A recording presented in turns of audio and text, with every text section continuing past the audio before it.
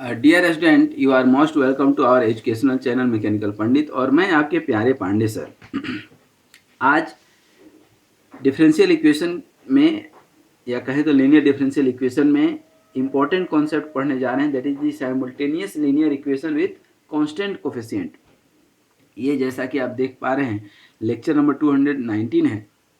Lecture number 215 और 218 में हमने इस तरह के होमोजेनियस लीनियर इक्वेशन को सॉल्व किया था, और इसका जो भी सॉल्यूशन निकलेगा, इस तरह से बहुत सारे हम लोग निकाल चुके हैं कि कोई भी आपका लीनियर डिफरेंशियल इक्वेशन है, तो उस लीनियर डिफरेंशियल इक्वेशन को जब आप सॉल्व करते हैं तो दो सॉल्यूशन निकल करके आता है। कंप्लीट सॉल्यूशन में C F plus P I, complementary function plus particular integral. तो पर्टिकुलर इंटीग्रल निकालने के भी हम लोग कई सारे मेथड पढ़ चुके हैं, कम्प्लीमेंट्री फंक्शन निकालने के लिए भी पढ़ चुके हैं, और उसी सीक्वेंस में हम लोगों ने linear dependence of the solution, जो सॉल्यूशन आपका निकल रहा है ना y1 y2, ये दोनों एक दूसरे से डिपेंडेंट है या इंडिपेंडेंट है, ये कॉन्सेप्ट पढ़े थे लास्ट लेक्चर में, लेक्चर नंबर 218 में। और उसके पहले भी एक कॉन्सेप्ट देखे थे हम लोग, कहाँ पर, लेक्चर नंबर 215 में। और वहाँ पर सिंपल से ये एक मैट्रिक्स बनाते थे y1 y2। मान लीजिए कि दो सॉल्यूशन है, तो y1 और y2 का एक मैट्रिक्स बनाइए जहाँ पे कि y1 y2 हो और y1 डैश y2 डैश है। इस मैट्रिक्स को सॉल्व कीजिए। यदि वो इक्वल टू 0 आ रहा है, मतलब ये दोनों एक दूसरे पर डिपेंडेंट हैं, पति पत्नी हैं, एक दूसरे के ऊपर डिपेंडेंट हैं।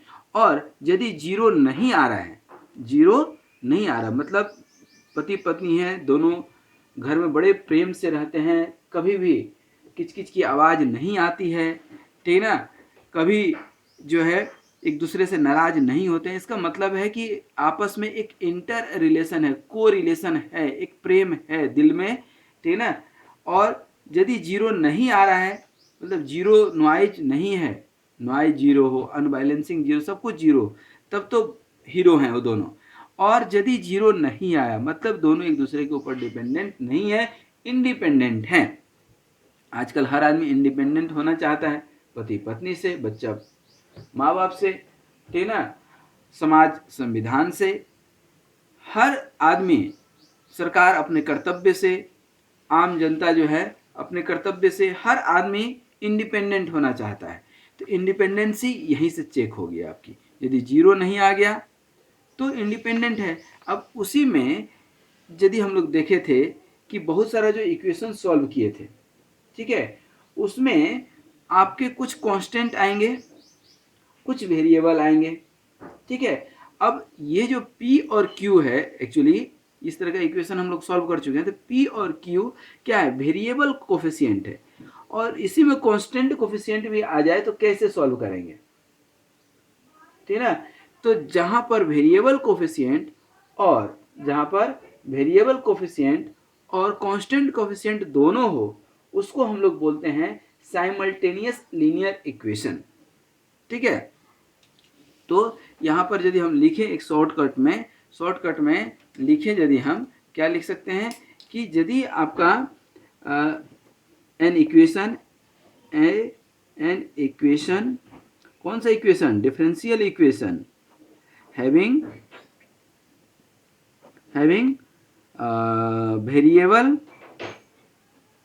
Variable and constant coefficient both, then it is called simultaneous linear equation with constant coefficient, ठीक ना। अब इसके ऊपर डिपेंडेंसी और इंडिपेंडेंसी चेक करने का अभी हम मेथड बताए थे, ठीक ना, और वो मेथड आपके सामने अभी भी है, ठीक ना। रॉन्सकियन मेथड अभी हम बताए थे, इस मेथड से आप कर सकते हैं, ठीक है। इसके ऊपर हम लोग न्यूमेरिकल बना करके भी एक देखते हैं, और डायरेक्ट न्यूमेरिकल पे ही जाएंगे, भले छोटा सा वीडियो हो बड़ा हो एक अलग की बात है, लेकिन अभी हम लोग डायरेक्ट न्यूमेरिकल पे जाएंगे। क्वेश्चन क्या कहता है, सॉल्व द साइमल्टेनियस इक्वेशन। देखिए, अब क्वेश्चन में यदि दे देता है कि साइमल्टेनियस इक्वेशन को सॉल्व कीजिए, तो अब समझ गए कि साइमल्टेनियस इक्वेशन है। यदि नहीं देता है तब आपको देखना है, ठीक है ना। इक्वेशन क्या है कि dx by dt plus 5x minus 2y=t है एक इक्वेशन, और दूसरा इक्वेशन है कि dy/dt और प्लस 2x प्लस y=0, ठीक है ना। बाउंड्री कंडीशन दिया है, गिवन दिया है क्या, x=0 y=0 एट t=0। जब t 0 है तो x और y भी दोनों 0 है, ठीक है। अब इस इक्वेशन को सॉल्व कर रहे हैं, ध्यान दीजिएगा कि कैसे सॉल्व करते हैं। देखिए सबसे पहले हम क्या मान लेते हैं कि dy dt को आप क्या मानते हैं, अभी तक d मानते हैं ऑपरेटर। तो गिवन इक्वेशन क्या हो जाएगा, dx plus 5x minus 2y=t, ये इक्वेशन 1 हो गया मान लीजिए। और दूसरा वाला क्या हो जाएगा, दूसरा वाला क्या हो जाएगा, इसी फॉर्मेट में यदि हम करते हैं तो 2x plus dy plus y=0, ये इक्वेशन क्या हो गया 2, ठीक है। इसको आप क्या लिख सकते हैं, 2x plus D plus 1 into y=0, ये इक्वेशन नंबर 2। ये इक्वेशन और ये इक्वेशन, इन दोनों को मिला करके क्या हम x एलिमिनेट कर सकते हैं, ठीक है ना। तो फ्रॉम इक्वेशन 1 एंड 2 क्या करते हैं, we eliminate x, we eliminate क्या x को क्या करते हैं, एलिमिनेट करते हैं, ठीक है ना। अब यहाँ पर d को क्या करते हैं कि एक ऑर्डिनरी एल्जेब्रिक मल्टीप्लायर मान लेते हैं, ठीक है ना। और इस इक्वेशन को 2 से दोनों साइड हम मल्टीप्लाई कर देते हैं, ठीक है। 2 से मल्टीप्लाई कर देंगे ना तो यहाँ 2x के फॉर्मेट में आ जाएगा, 5 को हम कर लेंगे क्या बाहर, ठीक है। तो इसको हम मल्टीप्लाई कर देते हैं 2 से, और इसको मल्टीप्लाई कर लेते हैं किससे, d प्लस 5, क्योंकि यहाँ d प्लस 5 इंटू एक्स आएगा कि नहीं, ठीक है। क्या कर लेंगे d प्लस 5, तो इसको आप सॉल्व करेंगे तो क्या आ जाएगा, इक्वेशन 2 जो आएगा 2 into D plus 5 into x minus 4y=2t, और ये d प्लस 5 करेंगे तो 2 into D plus 5 into x और प्लस क्या हो जाएगा d प्लस 1 और d प्लस 5=0, ये इक्वेशन 1 और ये इक्वेशन 2, ठीक है। इसको सॉल्व करेंगे तो क्या आ जाएगा, देखिए तो -4 है कि नहीं, यहाँ पर ये तो कट जाएगा तो क्या हो जाएगा -4, और ये माइनस में आ जाएगा, मतलब ये इक्वेशन 1 - 2 कर देते हैं, ऐसा समझ लीजिए, ठीक है। तो -4 और ये क्या हो जाएगा माइनस d प्लस 1 और d plus 5 into Y equal to क्या हो जाएगा 2t, ठीक है ना। दैट मीन्स कि D square plus 6d, minus को उधर कर दिए हैं, 6d plus 9 into Y equal to क्या हो जाएगा 2t, ठीक है। ये आपका मेन इक्वेशन बन गया, ठीक है। अब इसको सॉल्व करेंगे, ठीक है ना। तो इट्स एक्सिलरी इक्वेशन क्या हो जाएगा, इट्स एक्सिलरी, इसका एक्सिलरी इक्वेशन क्या हो जाएगा दोस्तों, D square plus 6d plus 9 = 0, ठीक है। दैट मीन्स कि d plus 3 square = 0, that means कि d इक्वल टू क्या हो गया आपका, d equal two plus minus 3 आएगा, और वो भी i के फॉर्मेट में आएगा, d प्लस 3 = 0, तो d इक्वल टू -3, दोनों वही आएगा -3, ठीक है। तो यहाँ पर अब ध्यान दीजिए कि ये क्या आ गया, d इक्वल टू -3, तो अब सॉल्यूशन क्या हो जाएगा, कॉम्प्लीमेंट्री फंक्शन आपका क्या निकला, यहाँ पर कॉम्प्लीमेंट्री फंक्शन क्या निकल जाएगा आपका c1, दोनों चूंकि सेम है, बोथ रूट्स आर सेम, तो क्या लिखते हैं c1 plus c2 into T और e⁻³ ये आपका क्या निकल गया कॉम्प्लीमेंट्री फंक्शन। अच्छा, अब इसका पी निकालना होगा, पी देख लीजिए यहाँ पर दिख रहा है, इसका पी निकालेंगे यदि आप, नाउ टू फाइंड क्या पी अब पी निकालना है हमें, तो पी आई कैसे निकालेंगे दोस्तों, देखिए यहाँ पर ध्यान से, पी आई आप कैसे निकालेंगे, यहाँ पर पी आई निकालने का क्या था method, P I equal to 1/, इसका क्या निकला था d+3, यही है ना, तो d+3 का होल स्क्वायर और इंटू क्या 2t, सही है, 2t माइनस में आया था, सॉरी सर, सॉरी, ये देखिए ये माइनस को कॉमन लिए थे ना, तो इधर माइनस है ना, यहाँ नहीं है, यहाँ पे आ गया था, क्योंकि इधर का माइनस इधर लेकर चले गए थे, तो 2t, तो ये -2t आ जाएगा, सही है। अब इसको सॉल्व कर दें हम, ठीक है ना, कैसे सॉल्व करते थे, ये -2 रख दें अपन और d+3 पर -2 कर दें इधर, ठीक है, और इंटू टी, यहाँ ध्यान दीजिए ये क्या हो जाएगा, यहाँ पर कॉमन लेते हैं यदि 3 तो क्या हो जाएगा, 3 to the power -2 निकल कर के आएगा, तो मतलब 1/9, तो -2/9, और ये क्या हो जाएगा डी,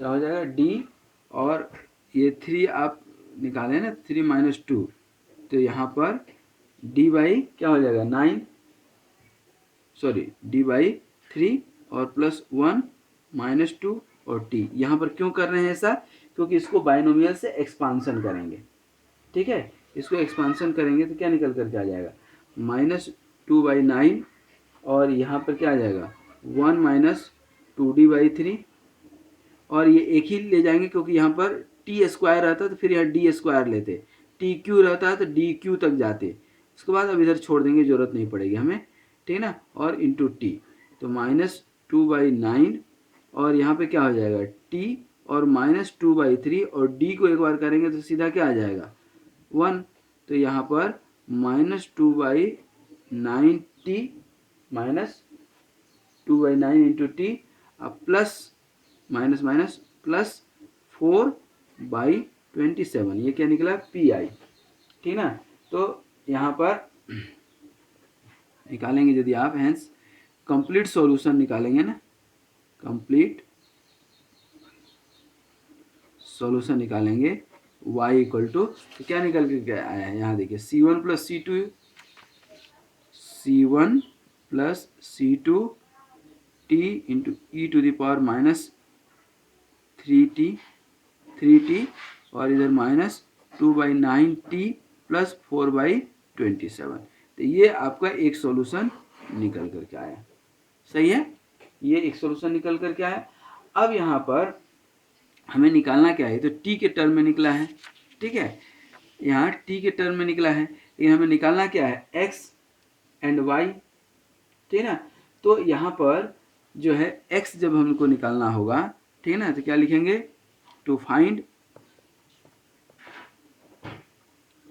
x निकालना होगा, तो यहाँ पर अभी हम जब y का सॉल्यूशन निकाले थे, ध्यान दीजिए y निकाले थे तो x को एलिमिनेट किए थे, अब हम इसी को सॉल्व करके जो है y एलिमिनेट कर दें, ये है कि नहीं सॉल्यूशन आपका। यहाँ पर ध्यान दीजिए किस तरह से हम y को एलिमिनेट कर रहे हैं, ठीक है ना, क्योंकि करना तो है हमें y को एलिमिनेट, नहीं करेंगे तो हमारा काम नहीं बनेगा। तो ध्यान दीजिएगा कैसे y को एलिमिनेट कर रहे हैं, इसको y को एलिमिनेट करना हो तो यहाँ ध्यान दीजिए, पहले यहाँ लिख लेते हैं d+1 into d+5 into x -2y equal to t, है कि नहीं, ये इक्वेशन नंबर क्या है 1, और दूसरा क्या है आपका 2x + d+1 into Y equal to 0, ये इक्वेशन नंबर क्या हो गया 2। अब इसको देखिए तो इसको मल्टीप्लाई कर दें हम क्या d+1 से, और इसको कर दें किससे 2 से, ठीक है, और इक्वेशन 1 को जो है 2 से जोड़ दें, ठीक है। तो देखिए d+1 2 ये कट जाएगा, तो यहाँ पर आप ध्यान देंगे तो ये और ये माइनस कट जाएगा, तो बचेगा क्या दोस्तों, देखिए यहाँ पर क्या हो जाएगा d+1 इंटू d+5x, ठीक है, और दोनों को जोड़ रहे हैं, और यहाँ पर क्या हो जाएगा 4x और equal to D plus 1 into T हो जाएगा। सही है कि नहीं? अब इसको आप एलिमिनेट करेंगे और इसको अब फिर सॉल्व करेंगे किसके टर्म में? इसको सॉल्व करेंगे सिमिलरली जैसे अभी हम सी एफ और पी आई निकाले थे, सी एफ और पी आई, ठीक ना? आप निकाल करके देखिए। तो यहाँ से जैसे y यहाँ निकाले थे ना, ठीक इसी तरह से आप सॉल्व करेंगे तो यहाँ x निकल करके आएगा, और x जो निकल करके आएगा आप चेक कर लीजिएगा, यही आएगा -1/2 और dy प्लस y ये निकल करके आएगा। दैट मीन्स यहाँ C1 माइनस जो है C2/2 और C2/2 plus C2 into T और e⁻³ प्लस t/9 और प्लस 1/27। तो ये आपका x निकल कर के आया, ये x निकल कर के आया और ये y निकल कर के आया। तो x और y दोनों निकल गया। ये आप कोई एक इक्वेशन मान लीजिए, ये कोई इक्वेशन मान लीजिए, ठीक है ना? ये इक्वेशन मान लीजिए 1 है और y जहाँ निकाले हैं, और ये इक्वेशन 2 निकाले हैं, ठीक है ना? तो यहाँ पर x y दोनों दिया हुआ है। बाउंड्री कंडीशन क्वेश्चन थोड़ा सा ध्यान दीजिएगा। क्वेश्चन क्या है? x = 0 y = 0 कब? जब t 0 है। तो यहाँ पर ध्यान दीजिएगा, यहाँ यदि t 0 है, यहाँ यदि t 0 है, जब t 0 है तो y 0 है। तो यहाँ से क्या निकल करके आएगा? C1 निकल करके आएगा। t 0 कर दीजिए, आप देखिए t 0 कर दिए तो ये भी 0। तो यहाँ पर C1 निकल करके कुछ आ रहा होगा, और C1 निकल करके आ रहा होगा आपका -4/27। ठीक है, यहाँ पर जो है x t 0 करेंगे तो x भी 0 आ रहा है। तो यहाँ जब करेंगे, ठीक है, तो यहाँ निकल करके आ रहा होगा 0 इक्वल टू ये आपका 0 तो 1 आ जाएगा, और C2 यहाँ पर C1 निकल चुका है, C2 ही निकालना है। तो यहाँ पर C1 माइनस C2/2, ठीक है, ये तो t 0 हो गया, ये ख़त्म, ये 0 प्लस क्या है 1/27, और C2 निकला है ना सर, नहीं C1 निकला है -4/27, -4/27 माइनस C2/2 प्लस 1/27। तो यहाँ से C2 निकल करके आ गया आपका -2/9। C1 C2 निकल गया, इसलिए अब आप डिजायर्ड सॉल्यूशन लिख सकते हैं। Hence the desired solution. तो अब x = ही पहले लिख लें। C1 क्या निकला है आपका? अभी निकले हैं -4/27। तो यहाँ डायरेक्ट हम लिखेंगे -4/27 माइनस C2 2/9। तो यहाँ क्या हो जाएगा प्लस 1/9। इसको सॉल्व कर लीजिएगा, प्लस C2 की जगह फिर से -2/9, तो माइनस लिख लें 2/9 t और e⁻³ प्लस t/9 प्लस 1/27। ये निकल गया आपका x में सॉल्यूशन। देखिए यहाँ पर, और y, अब y का भी मेरे पास है सॉल्यूशन, और C1 C2 का वैल्यू भी है, तो हम यहाँ पर लिखेंगे। देखिए यहाँ y है ना सॉल्यूशन, यहीं पर हम लिख देते हैं y = C1 का क्या है -4/27, और C2 का वैल्यू क्या निकाले थे -2/9, तो -2/9 t और e⁻³ -2/9 t प्लस 4/27। इस तरह से आपका ये क्या निकल गया, x निकल गया। देखिए यहाँ पर x निकल गया, और ये क्या निकल गया, y निकल गया। तो इस तरह से निकाल सकते हैं या नहीं? तो ये जो है simultaneous linear equation with constant coefficient आज हम लोगों ने देखा। इसके ऊपर होगा तो एक आध और न्यूमेरिकल करेंगे, ठीक है, लेकिन आज इतना ही काफ़ी है, क्योंकि 15 से 20 मिनट, आज ज़्यादा से ज़्यादा आधा घंटा का जो हमारा एक लेक्चर होता है, that is more than sufficient. बहुत ज़्यादा लंबा लेक्चर पे बच्चों का माइंड कंसंट्रेट नहीं रहता है, ठीक है। तो ये था आपका साइमल्टेनियस इक्वेशन का। ये हम लोगों ने देखा कि कैसे हमने बनाया और कैसे कोफिशिएंट हमने अलग किया, x और t, y और t के टर्म में दिया था, कैसे एक दूसरे को पहले हमने जो है x को एलिमिनेट किया, फिर जो है हमने x को एलिमिनेट करने के बाद जो है x को एलिमिनेट करने के बाद हमने ये y के टर्म में सॉल्यूशन निकाल लिए थे, ठीक है ना। ये देखिए y के टर्म में तो y का सॉल्यूशन निकल गया, और फिर उसके बाद x को एलिमिनेट किए हैं, x को एलिमिनेट किए हैं, और x को एलिमिनेट करने के लिए यहाँ पर इससे मल्टीप्लाई कर दिए हैं, और फिर यहाँ पर x निकाल लिए, और फिर x और y के गिवन बाउंड्री कंडीशन से हमने क्या निकाल लिया था, क्योंकि बाउंड्री कंडीशन दिया हुआ है क्वेश्चन में कि x equal to 0 y equal to 0 at t equal to 0, मतलब t जब 0 होगा तो x भी 0 होगा, y 0 होगा।